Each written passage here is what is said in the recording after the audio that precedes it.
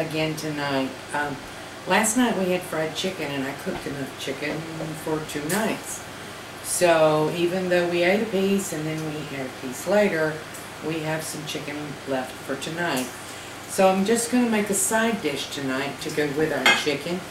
And it's a kind of a special side dish. We like it a lot. And so I'm going to show you how we do it. And I'm going to let the prep crew do all the heavy lifting. They're ready to go. Prep crew, go.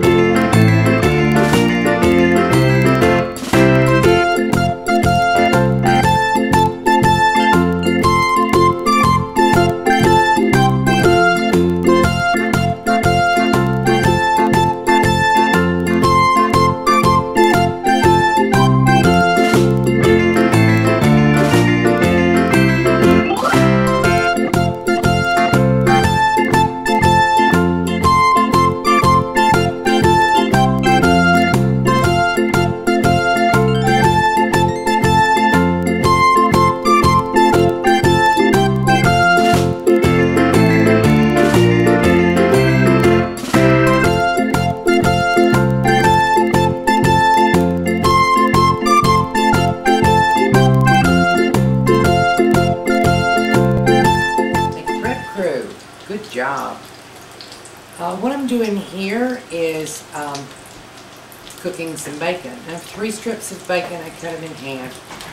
Remember, I'm cooking just for 2. This recipe can be changed. You can make it much more. And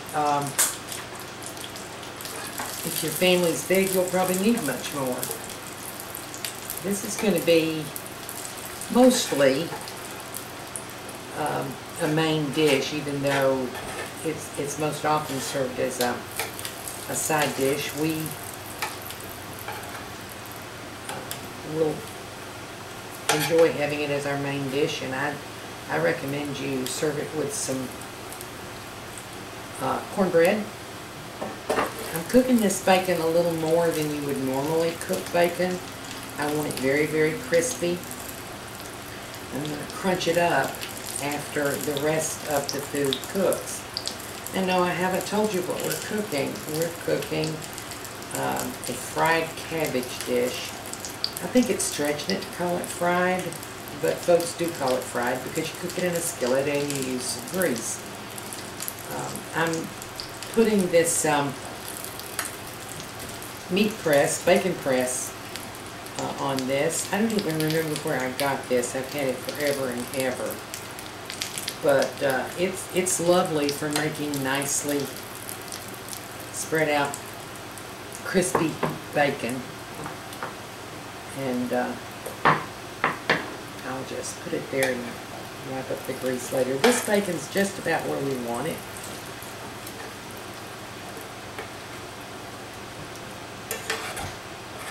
And I'll introduce you again to my Griswold 10-inch skillet.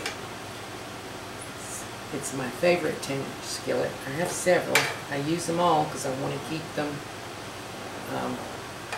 seasoned properly.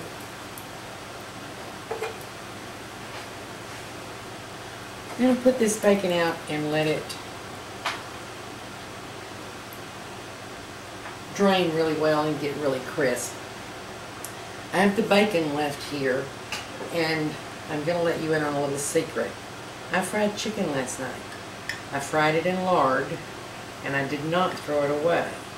I refrigerated it, strained it and refrigerated it, and I'm going to use it for seasoning. And this dish is going to take a little bit more than what comes out of the bacon.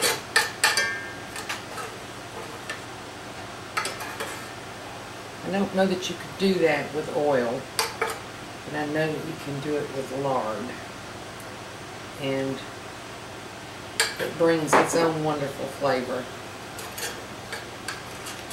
So you want enough lard that you're going to get a sizzle and a crackle. And I have here a quarter of a cabbage head. It's a small cabbage head, and a quarter is enough.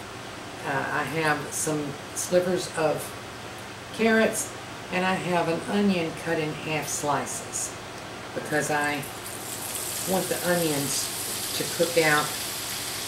I'm going to sort of separate them as I put them in, and I want them kind of to be streams all throughout this. That's the reason I didn't chop it any more finely.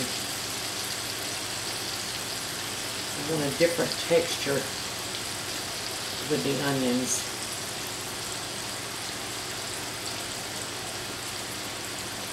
Than I've had in other dishes we've made together.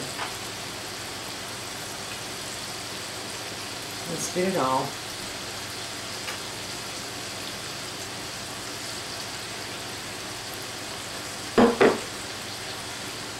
And mix it around in here pretty well. This is going to shrink. It's going to be a lot less than it looks like now. Be enough for 2 people, but if you want to make more, you can double it, use your half head, and that would serve 4 or maybe 5. So I've got our heat. The heat is on 6. I'm going to turn it 6 out of 12. I'm going to turn it up to about 9. Because I want the cabbage and the onions and the carrots to brown just a little.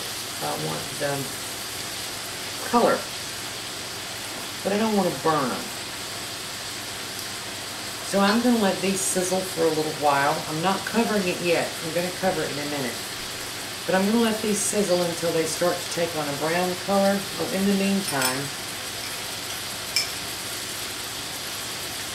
let's sprinkle them with a little salt. You can put on some black pepper if you like.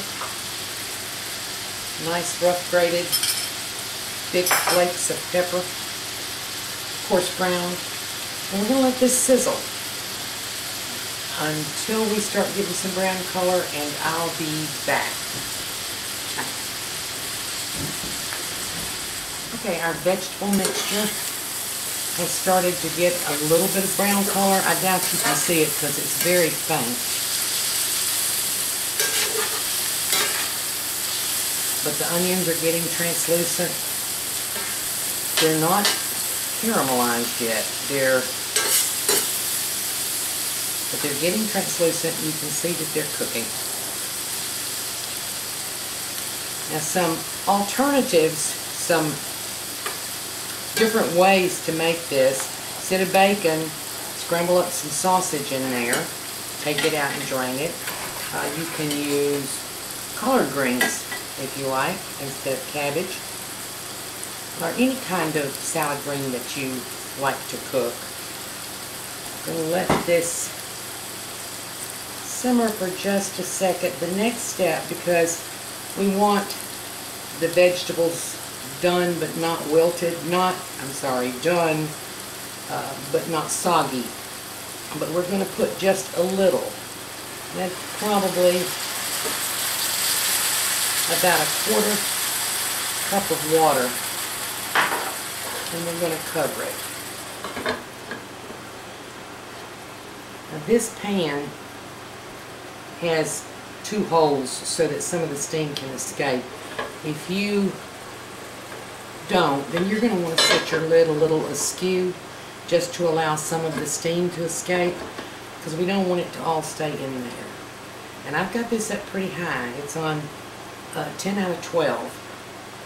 And so we're going to let that steam just about 5 minutes. Okay, it's been about 5 or 6 minutes. Once again, I wish you could smell this, but you can't.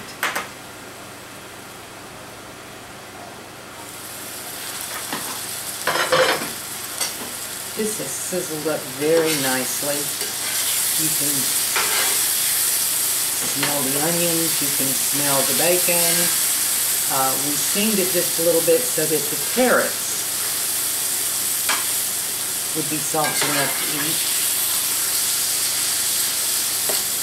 It has a little bit of color to it, not a lot.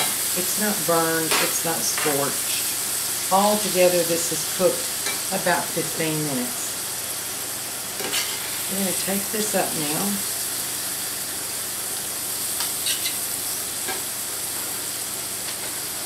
Turn the heat off.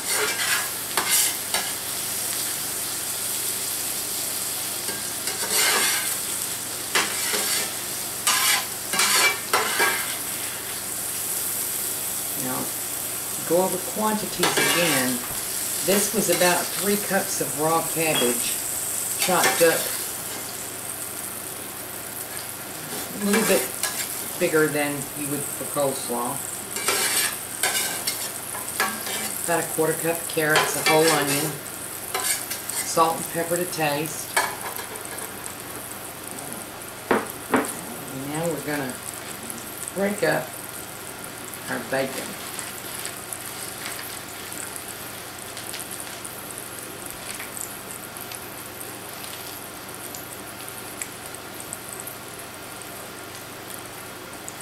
And we want enough bacon so that everybody gets a nice bite. Yeah, it wasn't all real crisp. That's okay. It's bacon. You can't cook it wrong. However you cook bacon, it's wonderful. So here you have it. This is our fried cabbage and bacon. And you can make it your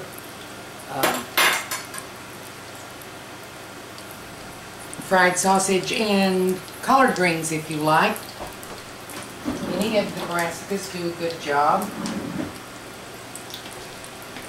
And I have to taste just a bit.